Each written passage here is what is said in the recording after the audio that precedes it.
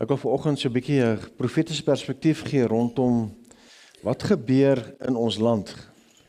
Ons moet ook verstaan hoekom ons baie keer bid vir ons geestelike leiers, die opdrag wat daarvoor is, ons politieke leiers, ons besigheidsleiers. Dit is so belangrik om hulle voor die Here te hou. Verlede jaar, hierso so September maand, begin hier my praat. Hy sê vir my nuwe seisoen en 'n nuwe dag. En wat nou gebeur is dat die Here gee my geen detail nie. Gewoonlik wanneer daar 'n volgende president aangestel is, dan gee hy vir my gewoonlik die detail, wat gaan die persoon doen, hoe gaan dit werk, al die goed wat gaan gebeur. Maar daar kom niks nie. En ek dink sjoe, dis baie interessant. En wat gebeur het in hierdie tyd in seisoen, sien ons president Hage Geingob wat oorlede is, en skielik oud-president Sam Nujoma wat oorlede is. Dis asof daar die ou garde, wat 'n sekere geestelike teenwoordige saam met hulle gedra het, is huis toe. En dit beteken, daar staan 'n geestelike verandering wat kom, wanneer ons dan vorentoe gaan. En as jy gaan kyk na die Bybel, en jy kyk na hoe die Here gekyk het na konings, hy het Nebukadneser gebruik om 'n klomp van sy goed te doen, wêreld te oordeel, goed te skuif, so het hy Darius gebruik. So God se perspektief rondom die wêreld en ons in verskil baie keer heel wat in terme van die prentjie wat ons het. So ek meen, hy maak moeite met hierdie Nebukadneser. Ek meen, en hy is die katalisator vir sy oordeel oor Israel. 'n Klomp jare later, dink 5-6 konings later, kom Darius en Nehemia as sy skinker. Interessant genoeg hoe die Here sy diensknegte, sy Jode geplaas het in strategiese posisies. Hy is die koning se skinker, dis 'n uiters betroubare posisie. Ek meen, daai koning wil nie gif in sy wyn hê nie, so hierdie ou moet die wyn proe, seker maak dis reg, so dis 'n hoë risiko job as jy dit so kan stel. En skielik kom die nuus na hom toe van Jerusalem wat vervalle is, al hierdie goed, en terselfdertyd kyk Daniël in die boek in Jeremia en hy sê, maar die 70 jaar ballingskap is verby. En hy is op sy knieë 21 dae vas en bid, en die goed breek deur. Skielik skuif alles, en 'n koning Darius sê, ek stuur die Jode terug. Hier is vir julle geld, ek ondersteun dit. Nehemia is wat hom vra. En so interessant as mens begin kyk hoe goed saamwerk na 'n plek te waar God toekoms van nasies bepaal. Daar is ook 'n plek wat elke persoon wat aanbewind is, het 'n sekere geestelike, 'n sielkundige en 'n fisiese impak op 'n land. So ons land se geboorte was gewees saam met oud-president Sam Nujoma. Hy het 'n sekere toon daar gestel wat vandag nog 'n effek het. Met ander woorde, daar is 'n sekere kultuur geskep. Daar's 'n sekere kernwaardes wat gebou is en gevestig is in daai tyd. En wat dan gebeur is dat daar's 'n plek waar daai sal vir 'n lang tyd sal dit aangaan. President Pohamba het ek hom ook persoonlik ontmoet en was besonder 'n gesprek toe ek hoor hy het op 12 jaar sy hart vir die Here gegee. En die hele proses van hoe hulle geloop het en ook wat hulle gesê het is dat ons soek vrede en stabiliteit in hierdie land. Ons het dit vandag nog. So die ou garde, wat nou almal besig is om uitgefaseer te word weens ouderdom, het 'n sekere kultuur gevestig, het 'n sekere geestelike domein, ek gaan die Engels maar gebruik, gevestig. En dan wat nou gebeur is, dat saam met hierdie, en saam met baie gebed, is te word 'n land basies in plek gehou. Dan sien ons dat, soos dat hulle huis toe gaan, is daar 'n seisoen waar, ek dink die huidige president, wat ingehuldig sal word, is 'n transisieperiode na die volgende geslag. So is die laaste wees van die ou garde. So al woord wat ek het van die Here af is, sy is die transisiefaktor na die volgende nuwe geslag. En as ons hier kom, dan beteken dit, hier kan goed dramaties verander. Want hierdie ouens is gebore tydens onafhanklikheid. Hulle het nie die stryd gestry nie. Hulle het nie die prys betaal nie. Hulle het groot geword in 'n era waar die prys klaar betaal is. Met ander woorde, hulle waardesisteem is by 'n plek gebore van vrede, van om anders te dink, so hier's 'n nuwe seisoen wat hier kom. En dit is baie belangrik om dit te verstaan vandag, is dat wanneer God kyk na ons land, kyk hy na voor die geboorte van Namibië, wat is sy tyd, wat is sy seisoen, wat wil hy doen met hierdie land, en dan is daar 'n proses wat jare vat vir hom om sy doel te bereik. Dis hoekom ons as kerk so 'n kritiek belangrike rol speel in terme van gebed, daai intersessie wat ons doen, het ek gesien menige keer as die Here ons wakker maak en ek roep die span op en ons bid, skuif sekere goed, jy sien dit in die koerant. Want die gemeentes of die kerk wat weet hoe om te regeer, bepaal ook die rigting wat 'n land gaan, bepaal ook waartoe die politiek gaan. Ek gaan nie volgende baie detail gee rondom, ek wil amper sê 30 jaar, meer as 30 jaar se geskiedenis waar deur ons opgewek het, ons gebid, jy het gesien hoe skuif goed. So ons as kerk het 'n baie belangrike rol om te vervul in gebed en om te staan voor God vir hoe die toekoms lyk. Ons het miskien 'n 5 jaar periode, miskien 'n 10 jaar periode van transisie voordat die volgende groep mense jongere oorneem. En baie interessant as jy kyk na die geskiedenis van Josef, daar was 'n koning wat Josef aangestel het. Vir 'n lang tyd was Josef die legende wat gemaak het dat Israeliete was geëer, hulle het kon bly, hulle het veiligheid gehad. Dan lees jy daar staan skielik 'n koning op wat nie vir Josef geken het nie. Wat nie verstaan het hoe die ou garde en die ou stelsel gewerk het nie. En hy neem 'n besluit hierdie kant uit onsekuriteit uit sy omstandighede uit. En ek meen daar word slawerry gebring oor 'n volk. En ons loop dieselfde pad waar as die kerk nie sy plek inneem om te bid hierdie volgende 5 na 10 jaar en God te vertrou vir 'n magtige skuif onder ons jong mense nie, het ons hier dalk uitdagings wat ons nie gehoop het ons wil hê nie. En profeties is daar Daniëls wat opstaan, wat sê ons vertrou, ons staan voor dat die erfenis wat ons hierso het, daai kant toe gevat kan word. As 'n geestelike erfenis wat altyd skuif wanneer iemand soos Dr. Samuel Njoma oorlede is. As 'n geestelike ding. En ons het dan 'n reeds intersessie gedoen om te sê, Here, dit wat op 'n verkeerde vlak, op 'n geestelike demoniese vlak geopereer het, wat 'n erfenis is wat saamkom met dit, in die naam van Jesus breek ons dit. Daar's 'n intersessie gedoen en toe laas donderdag, hierdie donderdag verby, skielik die middag toe begin Here met te praat. Hy sê roep die nasies in. En ek weet nou almal baie skrifgedeeltes is wat baie maar deur mense gebruik word om ander goedjies te doen, maar hy sê skielik vir my, hy sê vir my, dis die tyd en seisoen om elke volk in hierdie land in te roep vir 'n geestelike ontwaking. En hy gee van 'n skrif in Psalm wat sê, vra my en ek sal vir jou gee die nasies. En ons begin bid, sê Here, ons sal gehoorsaam wees, om dit wat jy ons vra, dat daar 'n totale swaai kom in ons volk, in ons land, dat die geestelike vakuum wat nou begin ontwikkel. Maar daar is nog een president oor wat met huis toe gaan. En naamlik president Pohamba, oud-president Pohamba. Met ander woorde, daar's 'n geestelike skuif wat besig om plaas te vind. En ons kan dit net los, of ons kan sê, Here, ons sal militant inbid in hierdie nuwe seisoen, dat daar 'n kragtige skuif kom in ons land. Wat ook al ons wil hê moet gebeur, kan ons die Here voor vertrou. Ons kan hom vertrou vir die leiers om op te staan. Ons kan hom vertrou vir die volgende leier wat moet oorneem, wat toegerus sal wees om die land verder te vat, 'n foute reg te stel, wat ook al die geval mag wees. So ons het 'n verantwoordelikheid om in hierdie profetiese agenda van God in te bid en te sê, Here, ons staan saam met U. Geef ons die opdragte. So die roep is nou, Here, ons roep dan in ons land elke nasie, volk en taal in. Of hulle Grieks is, of hulle Wambo is, of hulle Hereroos, of hulle 'n boer is, of 'n Duitser is, of 'n Engelsman is, of 'n Fransman, maak nie saak wat hy agter hom is nie, of 'n Duitser is, maak nie saak, ons roep hulle in, ons sê, Here, mag U heerlikheid hierdie land vervul. So, dis die seisoen waar ons nou in is. Want wanneer die Here praat van 'n nuwe dag, of 'n nuwe seisoen, dan is daar 'n seisoenverandering wat met tyd kom. En profeties begin ons dan in te bid in hierdie ding, sê Here, wat lê met ons maak? Hoe verklaar ons? Wat bid ons? Wat sê ons? Want jou woorde maak 'n verskil. Jou woorde maak 'n verskil in die omgewing waar jy is.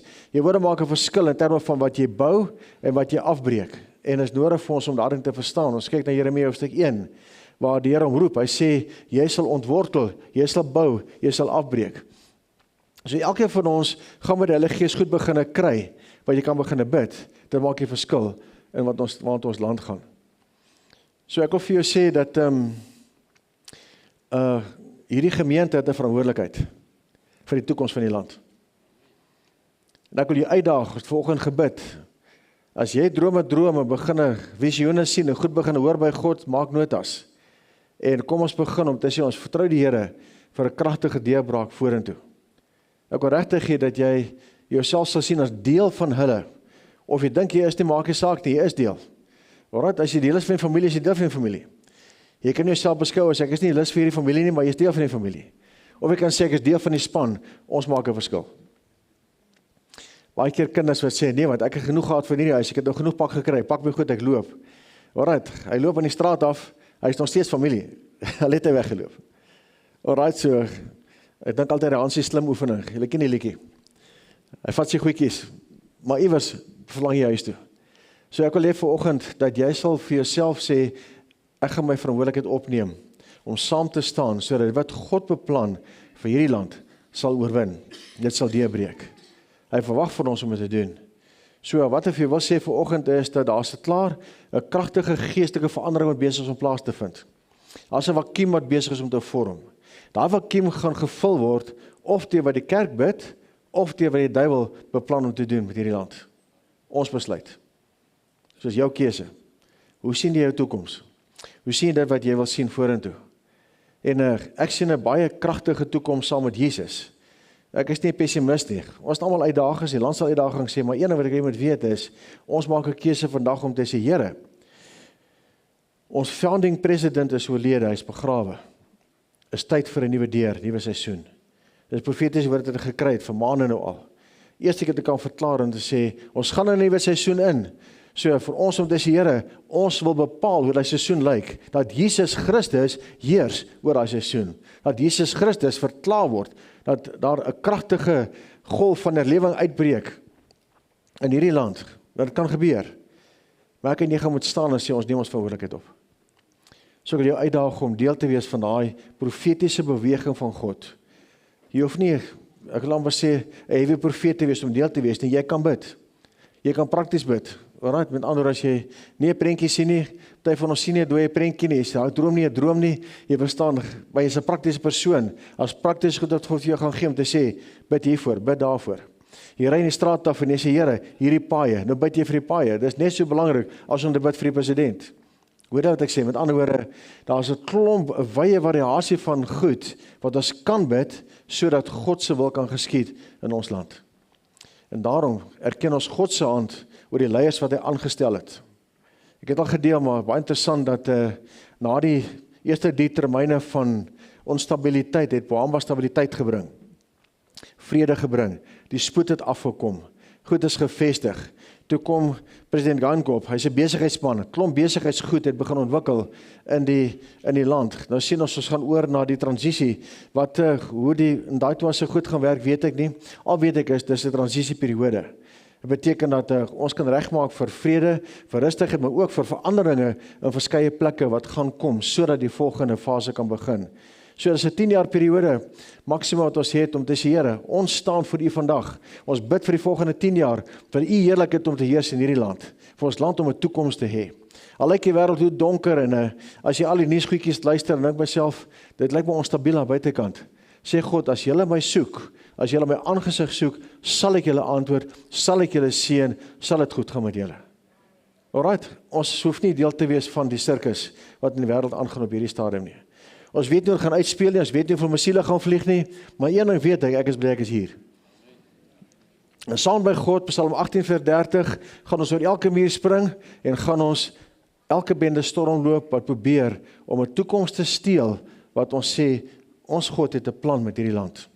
Een van die dele van profeties oor Namibië uitgespreek is om 'n Switzerland te wees in Afrika. Interessant genoeg, ons het die SADC kantore hierso, wat hulle gereeld by mekaar kom, die toenale gebou. So daar is 'n klomp goed wat mense miskyk en nie verstaan nie. Daar is ook 'n plek waar hy gesê dat Namibië is die profetiese baarmoeder vir Afrika. So van hier af moet goed gebid word, verklaar word wat Afrika se toekoms verander. En ek en jy is deel daarvan. So wat jy bid, het dalk meer verrykende gevolge as wat jy dink. Wanneer jy begin seën, jy begin bid en sê, Here, bring stabiliteit in Afrika. Jy weet nie hoe ver daai gebed gaan, hoeveel engele vrygestel word om hierdie gebed te gaan antwoord nie. Jy verstaan? Later kom jy agter, maar hier is 'n land stabiel, daar is 'n land stabiel. Jy dalk net een gebed gebid wat bygedra het tot 'n groot beweging wat God mee besig is. Daarom erken ons God se hand op ons land. Ons erken sy besluite. Ons erken dat mense foute gemaak, hulle is hulle aangestel. Daarom is ons daar om dit te dra, te sê, Here, ons vertrou U dat elke fout omgeskep word in 'n geleentheid om te kan wen. En dis my gebed vir elke president. En ek wil hê vandag dat jy sal besef, hulle is net mense. Hy slaap op 'n bed. Hy moet ook opstaan, hy moet ontbyt eet. Alright. Hy is 'n mens met emosies. Hy kry baie keer ook swaar, of seker baie keer swaar met goed wat gebeur. Daarom wil ons hulle toemaak met gebed. Hulle baie keer ook 'n goeie huweliksfight, jy verstaan? Ek wil regtig vir jou sê, verstaan, hulle is mense, net soos ek en jy, met 'n sleutelposisie. Daarom daag ek jou uit, dat ons nie sal opbid, dat ons intensief sal bid sê, Here, in hierdie transisieperiode, waar 'n nuwe seisoen kom, we want to see the glory of Christ on this nation. Want ons sien 'n prosperous nation. Ons sal sien dat God sal hardloop met ons in hierdie land, en dat ons met groot vrede kan terugkyk en sê, dit gaan goed, omdat ons kan sien hoe God in ons land groot skuwe bring. Daar is altyd groei, altyd meer positief. Goed, as jy my hart hoor, so ek wil net julle verstaan, dis waar ons is, in hierdie posisie van 5 tot 10 jaar, van transisie, voordat daar nuwe leierskap moet opstaan. En dis die realiteit in elke land, jy kan gaan lees, dan skryf hulle artikels daaroor, ek het die artikels gelees, ons is in daai proses waar die ou garde kan nie vir ewig leef nie. Daar's jong mense wat gaan opstaan, met nuwe idees, nuwe planne. Ons kan Here vertrou dat daai leierskap nog verder sal gaan as die vorige is, dat daai leierskap nog kragtiger, meer wyse besluite sal neem as die vorige ouens, wat maar net moes begin het en beweeg het. So ek daag julle uit om saam met te bid, saam met te staan. En ons sal soos die Heilige Gees my lei, sal hulle begin deel goeders wat ek hoor, maar dis waar ons is. En ek wil hê, ek is opgewonde, as die Here sê 'n nuwe deur, nuwe seisoen, bepaal hy die seisoen. Nou, dit beteken ons sê, Here, wat is ons deel daarin? Hoe gaan ons bydra? Wat moet ons doen, sodat daai seisoen kan deurgevoer word? So ek wil graag hê dat jy so sal kyk, ook na hierdie proses. En daarom is ek baie opgewonde. God is beheer van ons land. En as ons as Christene spesifiek gehoorsaam is, dan beteken dit, ons sal sien hoe hy dan alles laat uitwerk en goede meewerk. Goed, daar's altyd uitdagings, daar's altyd vorme wat moet plaasvind, maar dis vir ons nodig om te sê, Here, ons stap dan saam. Mense bly mense, ons is nie volmaak nie. Die kerk is nie volmaak nie. Die regering is nie volmaak nie. Maar wanneer ons bid, skuif God goed. Toe ek nou vanoggend bid, toe kon ek, dit was awesome. Sien ek posisioneer die Here engele in die noorde, dis asof daar 'n hele klomp engele skuif na plekke toe soos gebid het en intersessie gedoen het. Man, dit maak my opgewonde. Ons is in die hand van die Here. Kom ons stap met geloof vorentoe. Ek wil vanoggend met jou deel rondom hierdie leef vanuit 'n hemelse perspektief. Ek gaan begin by 'n welbekende stuk en dis 'n stuk in Job wat ouens so baie gebruik. Ons laat by kom. Hy sê eendag het die hemelswesens voor die Here kom staan. Die aanklaer was tussen hulle. Dis nie die duiwel. Waar was jy heeltyd? Vra die Here vir die aanklaer. Die aanklaer antwoord die Here: Ek het heen en weer oor die aarde gereis en gekyk wat daar aangaan. Die Here vra toe vir die aanklaer: Het jy vir Job opgemerk? Hy dien my. Daar is nie nog iemand soos hy nie. Hy lewe onberispelik. Hy is 'n mens met integriteit. Hy aanbid my en hy vermy die kwaad. Die aanklaer sê toe vir die Here: Ja, dit is so. Job dien die Here, maar hy het goeie rede om dit te doen. En hoor nou hierso, hy sê hy het hom en sy gesin en sy eiendom nog altyd net beskerm. En hy het hom voorspoedig gemaak in alles wat hy aanpak. Kyk net, hoe ryk is hy? Maar reik nou uit en vat alles wat hy het. Hy sal u verseker in die gesig vloek. En dan wil ek gou spring na die welbekende stukkie wat ons almal van maak. Job sit en hy kry hierdie massiewe verrassing. Hy verloor alles. Hy sit daarso, hy het niks meer oor nie. Hy sê, as ek iets vreesliks vrees, kom dit oor my en die ding waarvoor ek bang is, kom na my toe. Nou wil ek bietjie stil staan by hierdie ding van ons het daai ding 'n sê ding gemaak in 'n verwagting en wat gebeur het is daar's meer boeke geskryf oor daai versie as oor God se perspektief. En daar is 'n deeglik ondersoek gemaak oor hoe jy vrees, wat jy vrees, hoe die deure oopgaan. En intussen het dit niks daarmee te doen nie. Dit was net Job se perspektief van wat hy sien gebeur. Nou toe ek met begin praat met die Here oor dit, sê die Here vir my, Job was baie proaktief. Hy het seker gemaak, hy lewe reg. Hy het seker gemaak, hy waak oor sy kinders. Ons lees daar so, elke keer as hulle partytjie gehou het hulle verbygekom, hulle is geoffer, onsondig, skoongemaak, die hele spul, met ander woorde, hy het gewaak oor sy domein. En God se perspektief is, kan jy hierdie Job sien, kan jy sien, hy is 'n besonderse man, daar's amper niemand soos hy in die wêreld nie. So wanneer God gekyk het na Job, het hy nie foute gesien nie, het hy 'n man van integriteit gesien, man wat lewe volgens die beginsels van God. En ek wil hê vanoggend dat jy sal begin om God se perspektief oor jou te kry. Ons het soveel moeite gemaak met oop deure, toe deure, allerlei nonsens, jy verstaan waar, gebore vanuit, ja maar wat ek vrees, maak 'n deur oop, dan kan die duiwel my aanval. En daar's klomp teorieë gevorm rondom dit, en ek wil vanoggend, daai koei wil ek graag skiet. Daai was Job se perspektief, hy het nie verstaan wat aangaan nie. Sy aanvanklike reaksie was, oh my goodness, al wat ek kon dink was, dit wat ek oor gewaak het, dit wat ek gestaan het voor, dat dit nie sal gebeur nie, dit het nou gebeur. Hy het nie geweet van die gesprek wat God met die duiwel gehad het, en die Here het gesê, jy kan hom toets. Ek het soveel vertroue in Job, dat hy sal nie doen wat jy sê nie. Dan lees 'n paar plekke wat hy sê, en in al hierdie druk, het Job nie gesondig nie. So andere, God het hom gekyk en gesê, ek het genoeg geloof in hierdie man, hy sal staan teen die druk.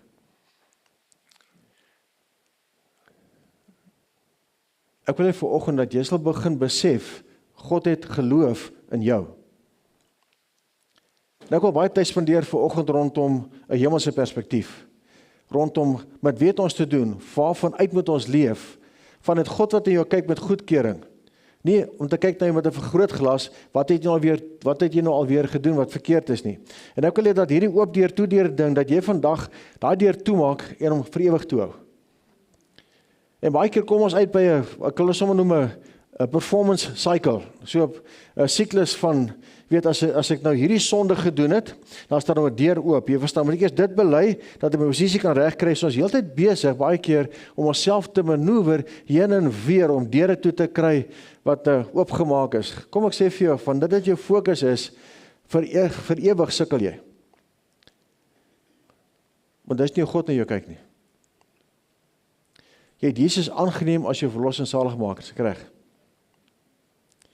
Jy het 'n gebed gebid waar jy sê, Here, vergewe asseblief my sondes. Hy het gesê, ek vergewe jou. Ek maak jou my kind. Jy is vrygespreek. Vanuit daai perspektief kyk God na jou. En nou is jy in 'n proses van ontwikkeling, proses van groei, waar hy heeltyd besig is om jou te bou na die beter plek wat hy vir jou het. En daarom konfronteer jy sondes. Dis hoekom Jesus dan nou vir die disippels sê, hy sê, as jy agter my wil aankom, moet jy lewe neerlê. Want die huidige lewe wat jy ken en verstaan, het 'n klomp foute in. Klomp plekke waar jy, ek wil amper sê, die vyande kans gee om druk op jou te plaas. Dan as jy uitbeweeg uit daai lewe uit en jy volg my en jy ontvang my lewe, wat gebeur is, hier is oorwinning, hier is vryheid, vanuit my perspektief is daar altyd oorwinning. Ek wil hê vanoggend moet jy daarin vir jouself vasmaak, dat jy kan sê, Here, ek wil nie meer sukkel met myself nie, behalwe jy vir my sê, hierdie ding deel nie mee, daai ding deel nie mee. God het agenda met jou lewe, hy weet waartoe hy op pad is met jou. As hy vir jou sê, bely hierdie ding, dan vat jy hom vas, dan weet jy, daai ding is in die pad, van groei, van ontwikkeling, van deurbrake, wat nodig is vir jou om te kry. So, ek wil hê dat jy daarna sal kyk, in die kerk is daar 2 goed wat sleg is. Die een ding is, ons is meester foutvinders. Gaan kyk 'n bietjie as iets by jou verkeerd loop. Here, waar het ek alweer gesondig? Ek wil hê vanoggend, dat as jy een van die meester foutvinders is, ek was een van hulle. Maar dan krap jy verstaan, wat het jy nog nie bely nie? Waar is die deur oop? Waar bestraf jy die duiwel? Ek weet, ek het nou een oggend, ek sal nooit vergeet nie, jy begin op verander, ek sit by die Here, ek sê 6 uur die oggend, ek is boedeloos, ek sê, Here, ek het al voetpad rondom hierdie huis uitgeloop. En ja, hy sê, ja, jy het 'n paar liter olie ook uitgegooi. Hy help my nog nie, hy sê, ja nee, jy het goed perform. En hy vra my, sê, waar het jou gebring? Nou, ons sal nie verder uitbrei op daai ene nie. Maar begin vat my, sê vir my, kom ek vat jou na die plek waar jy begin het. Vat my na 'n boek van Jespen Lewis, so dikke. Ek het al vergeet van die bladsye en die goed, as hy sê, gaan bladsy so en so, lees, wat hy onderstreep. Hy vat met die hele boek, hy sê, jy het jou hele lewe gebaseer op vrees en performance. Jy moet waak oor die vyand, oppas dat hy jou nie. Hy sê, maar jy stop het vandag. Jy leef nie, man. Jy is net besig om te sukkel. En daar sal ek nooit vergeet nie, as ek nog in 'n ou huis verbly het, daar sê ek, Here, ek kies vandag, ek maak klaar met hierdie nonsens. Ek kies om saam met u te loop, die oorwinnaar, vanuit u prentjie te kyk na dit. Dis asof die Here vir my sê, kry die gemeente by die plek waar almal van ons uit God se perspektief begin leef. Nou ek wil graag hê vanoggend, dat jy daai skrifgie uit jou lewe sal kanselleer. Die vyand gebruik het teen jou. Hy ken jou lewe, jy verstaan, hy weet wat om seker te maak dat jy verward word en sê, ja, dis waar. Hy weet wat jou swakpunte is, hy weet waar jy bekommerd is, hy weet wat jy bid, hy luister ook, jy verstaan. Hy kom luister in as jy bid. Net 'n grapie, ons sê eendag sê, hoor ek hierdie teorie van, sê man, as jy wil hê, die duiwel moet nie luister nie, bid in tale. En ek sê, die Here sê vir my, nonsens. Kom as jy bid in jou taal in Grieks, hy verstaan dit ook. Alright. Sê bid in Engels, 'n taal van engele, hy sê nee, hy verstaan ook die engele, hulle kommunikeer. Okay, is met ander twak met daai ding. So, jy bid, jy praat met God, jy sê, Here, dis my gesprek, weet jy, hy kan maar luister. Ek wil hê hy moet luister, hy moet weet, hy gaan pak kry. Alright, met ander woorde, hy moet weet, as ek en God hierdie gesprek klaar is, stuur God 'n engel en sê vir hom, kom hier, jy verstaan, jy hoort nie hierso nie. Ek sal nooit vergeet, wat klagt, man, ek het 'n klomp stories vir julle vertel. Ek bid saam met iemand in die kantoor, en daar is so 'n sterk demoon wat hierdie persoon vashou.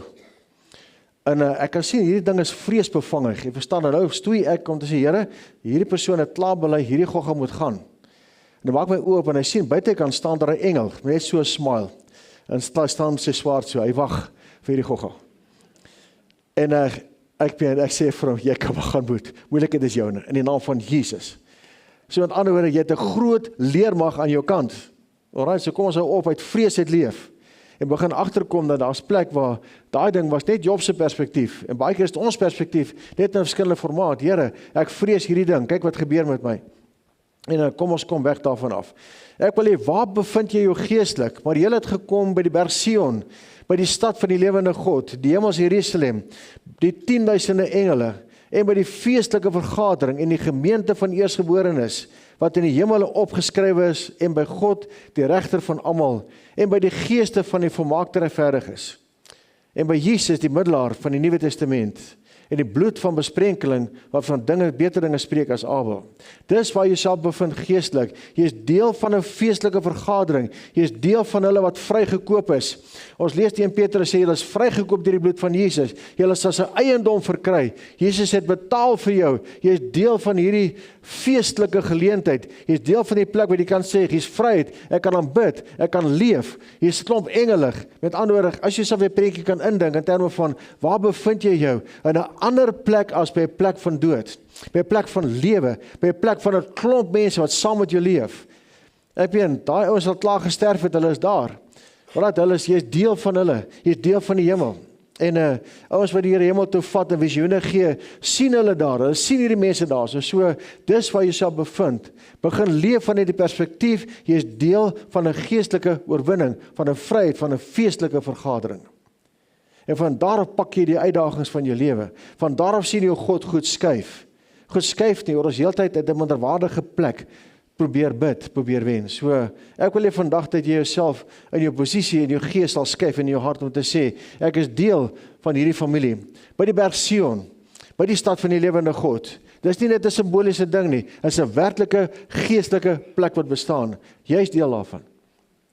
Wanneer jy begin dink daaroor, begin om te sê, Here, maak dit vir my oop, kyk wat gebeur met jou. En baie keer wat gebeur is, ons hoor dit oppervlakkig. Ek het nou tyd gespendeer, sê, Here, ek wil sien. En een nag, toe maak dit vir my oop. Ek het aangebid, totdat daai goeders oopgegaan het, en ek staan by hierdie trappe, Ek is so geskok en ek sien die trap wat opgaan daar na sy troon toe en ek beleef daai goed.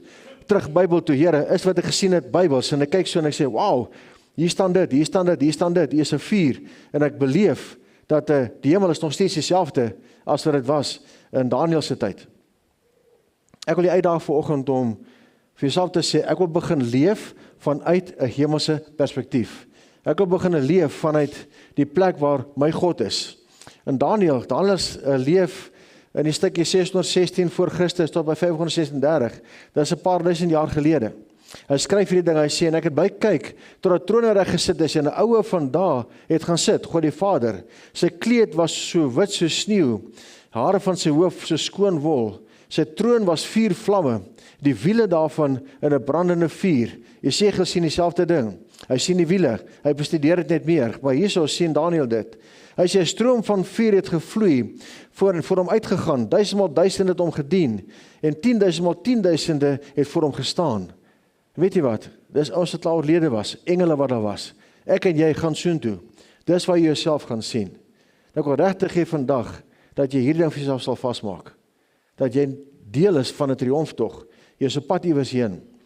En hy sê dan ook, hy sê die geregtigheid gaan sit en die boeke is geopen. Waar lees ons dit? Lees in Openbaring dit. Hy sê die boeke is geopen. Daar's oordeele gevel. Ouens se name is ingeskryf daar. So as klomp goed wat Daniël hier gesien het wat weer uitgebrei word in Openbaring.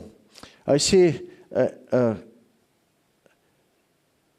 en ek het gesien in die naggesigte en kyk met die wolke van die hemel het een gekom soos die seun van 'n mens. Hy het gekom tot by die oue van daar en hulle het hom nader gebring voor hom. En aan hom is gegee heerskappy, eer en koningskap. En al die volke en nasies en tale het hom vereer. Sy heerskappy is 'n ewige heerskappy wat nie sal vergaan nie. Sy koninkryk een wat nie vernietig sal word nie. Van wie praat hulle hierso? Hy praat van Jesus wat gekom het. Wat hy vir ons sê vandag is, daartoe was dit klaar bepaal wat Jesus sou kom doen. Hy het klaar oorwin 500, 600 jaar voor hy gebore is. Hy is klaar bepaal, het gesê kom om te doen wat my Vader gesê het om te doen. Die oorwinning is verseker. Hy het nie gekom en gewonder of hy het gemaak nie. Baie keer maak ons baie van die vrese en die mens wat hy was in die tuin van Getsemane. Hy het geweet waarvoor hy hier is. Hy het geweet hy gaan wen. Hy het geweet hy gaan deurbreek. Ek wil hê vandag dat jy daar in jou hart vasmaak. Dis die Jesus wat jou vriend is. Dis die Jesus wat jou broer is, man. Dis die wat jou ondersteun, wat saam met jou loop. Hy raak nie moeg vir jou nie. Hoe baie keer is die mense my sê, maar die Here sê ek al moeg vir my gesukkel. God wat ek dien, hou net nooit op nie. Die God wat ek dien, gee nooit op nie. Hy weet wat daar wag vir jou. Hy weet wat hy sien, wat jou potensiaal is. Daarom help hy jou oor en oor en oor, totdat jy wen, totdat jy deurbreek. So, dis wat nodig is om te sê, Here, ek lê my lewe neer. Ek kies om my lewe af te gee. Daai visioen wat Daniël sien, ek ben hom geskok dat dit sy totale wese omvergehou as jy bietjie verder lees. Maar Jesus gesien het geweet wie hierdie persoon is, wat vandag nog staan as oorwinnaar. Jy dien 'n Jesus wat klaar dit ontvang het, lang voor hy eers gebore is. So daai kerskaartjie met 3 kamele en die goedjies kan maar weggooi. Ek wil hê vanoggend dat jy vir jouself sal sê, die God wat jy mee saamloop, kan nie oorwin word nie. Ek wil aansluit by 'n stukkie in die boot. Jesus slaap in die boot. Die disippels skrik van angs, verstaan, hulle sê, Here, ons gaan vergaan. Wat was Job se antwoord? Wat ek gevrees het, kom oor my. O moeder, jy verstaan, die klomp vissermanne het storms geken. Daar lê al 'n klomp bote onder op daai bodem van daai see van ons wat verdrink het. Hulle weet, as 'n storm so kom, dis ons voorland. Here, gee nie om, laat ons vergaan nie. Wat is jou perspektief van jou lewe? Kom vra jou so. Wat is jou prentjie van jou lewe? Hoe kyk jy na die storms? Ek wil vanoggend moet verstaan dat jou boot, as Jesus in het, is onsinkbaar. Kom ons begin leef 'n slag vanuit daai plek wat ek sê, ek kan nie ondergekry word nie. Dit is net my keuse. As jy opgee, gaan jy val, gaan jy vou. Maar ek wil jy uitdaag vanoggend om weer te kom in 'n plek wat jy kan sê, die Jesus wat ek ken, is daai ene. Hy het oorwin. En hy sal bly oorwin. Dis afgehandel, hy sal vir ewig regeer. Ek kies om saam met hom te gaan. Jy is weergebore. Jy het Jesus Christus in jou. Is ek reg? Die Bybel sê maar so. Dit beteken dan, dat jy kan nie gesink word nie. Al wat die vyand kan doen is, hy kan die bombardeer met negatiewe gedagtes. Daar kan golwe in die boot inslaan. Maar ek meen, daai boot het Jesus in. Dit beteken, daar's 'n doel met jou lewe. Daar's 'n rigting wat jy wandel. Daar's 'n plek, daar's 'n werk wat jy moet voltooi. Dit beteken, jy kan nie gesink word nie. Kom ons dink 'n bietjie anders oor ons lewens. Wow, jy weet hierdie ding en wow, ek kan nie verstaan. Nee, ek het 'n depressie, ek het dit, ek het dat. Jesus, deel asseblief van hierdie ding wat my terughou van my doel. Ek wil jy uitdaag vir oggend, dat jy sal begin leef vanuit Jesus Christus in jou, die oorwinnaar. Dis hoekom jy jou lewe neerlê. Dis hoekom jy sondes bely. Dis hoekom jy goed afhandel. Dis hoekom jy wêreldse goed een kan sit. Ek het 'n doel, saam met hom gaan ek wen. Saam met hom is ek meer as 'n oorwinnaar. Ek wil jy uitdaag om daai ding vas te vat. En kom ons lees vinnig. En dadelik was ek in die gees en kyk, daar staan 'n troon in die hemel. Een sit op die troon. Hy wat daarop sit het sy voorkoms gelyk soos 'n steen van jaspis en sardius. Rondom die troon was 'n reënboog wat in sy voorkoms gelyk het soos 'n smarag. Rondom die troon was daar 24 trone. En in die trone het hy 24 ouderlinge sien sit, bekleed met wit klere. En ons sien daarso 'n tweede prentjie van dis die God wat jy dien. Ek meen daar's leiers rondom hom wat hy gebruik. Die Heilige Gees is daar so. Alright, met ander woorde, daar is 7 vakkels. Daar's 'n kragtige heerlikheid wat uitgaan uit hierdie ding uit. Donderslae wat jy hoor. Goed dat gebeur. Ek dink so ek weet klomp Israeliete daar by die berg Sinai so geskrik het. Kan jy dink as God so opdaag fisies hier vanoggend? Ek weet nie van jou nie. Maar ek sal dit nooit vergeet nie. En ons vertrou die Here vir sy heerlikheid om uitgegiet te word. Ek staan vanoggend voor jou. Ek sê, daai God op die troon sit, is jou God. Is my God. Daai God, wat daar gesien is deur Daniël, deur Johannes ook. Hy was geskok. Elke keer as hy daar was, het hy gebewe, het flou geval. Jy verstaan, wie is die heerlikheid van God? Dis die God wat ons dien, man. Dis waar jy aan jy behoort. Jy behoort aan hom. So daarom kyk ons anders na die goed rondom ons. Kom ons begin kyk na die goed met dapperheid, want jy sê, Here, hierdie uitdagings kan ons te bowe kom. Al vat my dan van 'n nag van gebed, 'n nag van worsteling, I'm gonna do it. Ek gaan deurbreek. Alright, en hierso sien ons weer eens Jesus Christus. Daar seker goed wat gebeur in die hemel. En op 'n stadium kom hierdie visioen na Johannes toe, is ingetrek in die hemel. Hy sien die werklikheid en daar's 'n boek waar die toekoms van die wêreld hou. Maar niemand kan hy seels breek nie. En ons lees hierdie ding, hy sê, en ek het in die regterhand van hom, wat op die troon sit, 'n boek gesien, van binne buite geskrywe met 7 seels, goed verseël. En ek het 'n sterk engel gesien met 'n groot stem uitroep, wie is waardig om hierdie boek oop te maak en sy seels te breek? Wie gaan die toekoms vat en dit uitrol? Hy sê, ek het baie geween, omdat daar niemand waardig bevind is, die boek op te maak of te lees of aan te kyk nie. Toe sê die een van die ouderlinge vir my, moenie ween nie, kyk, die leeu wat uit die stam van Juda is, die wortel van Dawid het oorwin, om die boek op te maak en sy 7 seels te breek. Daai persoon, Jesus Christus, het oorwin. Hy is binne in jou, jy kan oorwin. Kom ons dink 'n bietjie daaroor. Kom ons dink anders vir die ding van Jesus daarbo in die hemel, en ek as 'n verkrampte ouetjie hier onder. Ek het niks om te doen nie en niks om te gee nie. Kan jy vanoggend sê dat hy wat oorwin het, is binne in jou? Ek wil julle oortuig vanoggend. Dat jy anders begin leef om te sê, Here, ek gaan ophou vrees bevange wees en bekommerd wees oor al die goedjies wat ons so bekommerd is. Ek wil al die bobbejane agter die bult net daar los.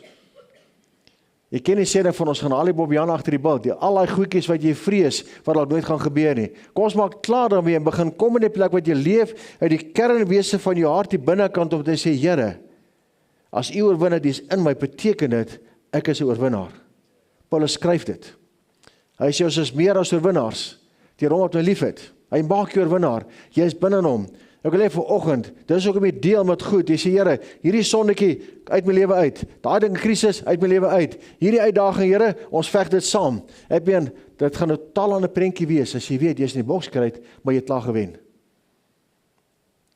Jy geveg het nog nie begin nie. En dis waar jy sal bevind, dat jy is by 'n plek waar God sê, omdat ek in jou is die oorwinnaar, het jy klaar oorwin. Dit is net vir jou om te sê, Here, vanuit hierdie geloof sal ek 'n dapper tree vorentoe gee. Die Here gaan nie lewe van jou wegvat nie. Hy gaan nie jou uitdagings wegvat nie. Hoe gaan jy oefen? Alright, hoe gaan jy oefen? Hy moet vir jou uitdagings gee. Daar moet probleme na jou kant toe kom. Ek het al gedink, Here, 'n wonderlike ideale geestelike lewe sal wees as niks gebeur nie. Alles loop net glad. En ek praat eendag van die Here daar, hy sê vir my, ja, is reg, ons kan dit vir jou doen. Daar is nie een probleem. Jy gaan verskriklik vervelig raak.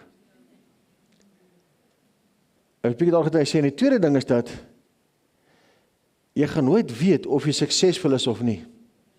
Want daar was geen uitdagings, waar jy self kon toets nie. So ek sien elke uitdaging, elke krisis, as die Here, kom ek toets myself, kom ons kyk, wat is besig om te gebeur, kan ek wen, kan ek deurbreek, as ek nie kan, die Here, back to the drawing board, Here, waar het ek het gemis, wat verstaan ek nie, leer my meer, dan gaan ons weer terug, en ons vat hierdie ding, ons breek deur, en ons oorwin. Ek wil hê vandag, dat jy moet weet, as die uitdagings is daar, vir jou groei, vir jou om te besluit, hoe sterk staan jy, dis 'n positiewe ding. Baie keer sien ons as probleme as hierdie negatiewe ding. As jy haastig is die oggend en jy hol om die kar, jy sien jy wielpap. En jy is laat. Wat gebeur met 'n ou? Jy is onmiddellik negatief. Here, hoe kon jy dit toelaat?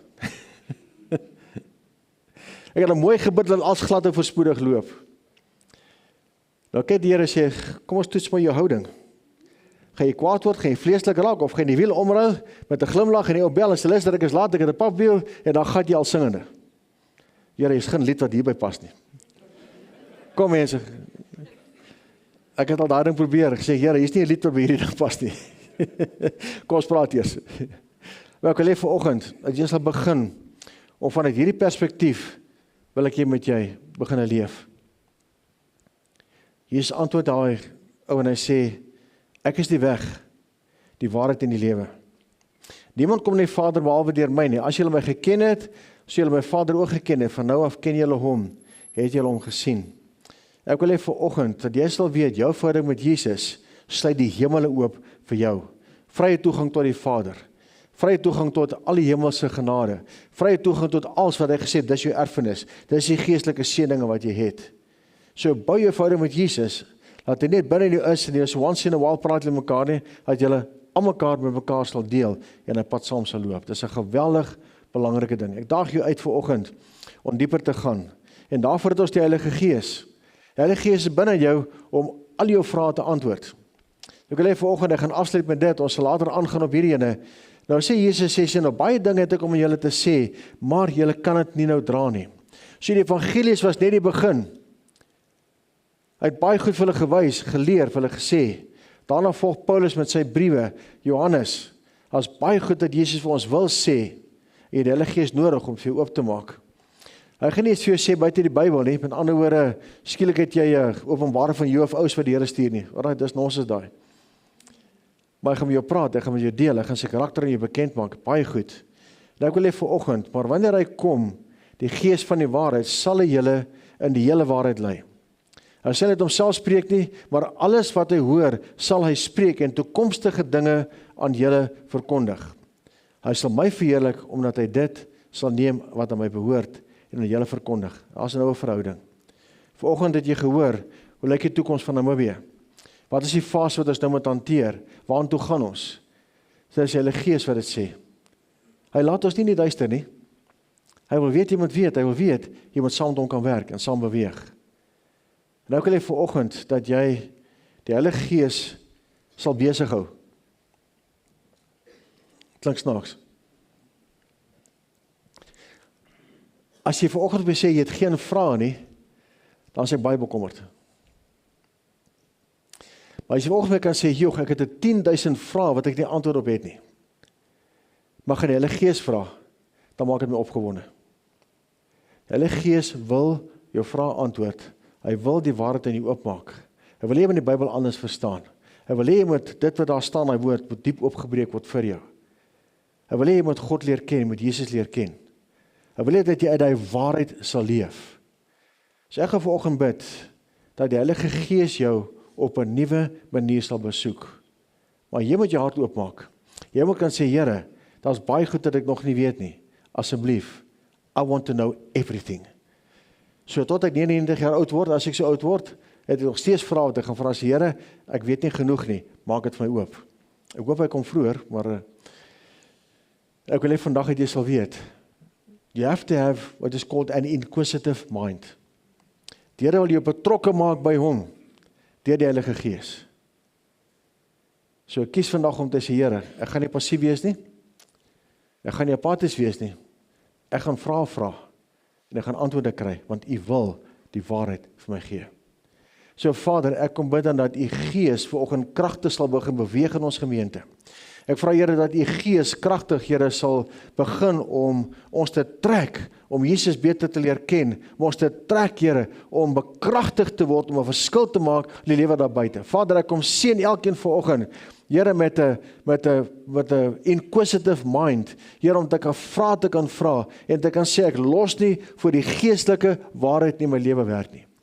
Vader, ek wil kom bid vir 'n nuwe seisoen vir ons, is nie net vir die land nie, Here. Ek kom vra vandag, Vader, dat U vir hierdie gemeente 'n nuwe seisoen oopmaak, vir hierdie gemeente 'n nuwe dag gee, Here, van kragtige belewenis vorentoe. Vader, ek kom seën elkeen vanoggend wat luister, Here, met 'n honger om meer van die Heilige Gees te beleef in hulle lewens, en meer van Jesus te beleef. Ek eer U daarvoor in Jesus se naam. Amen.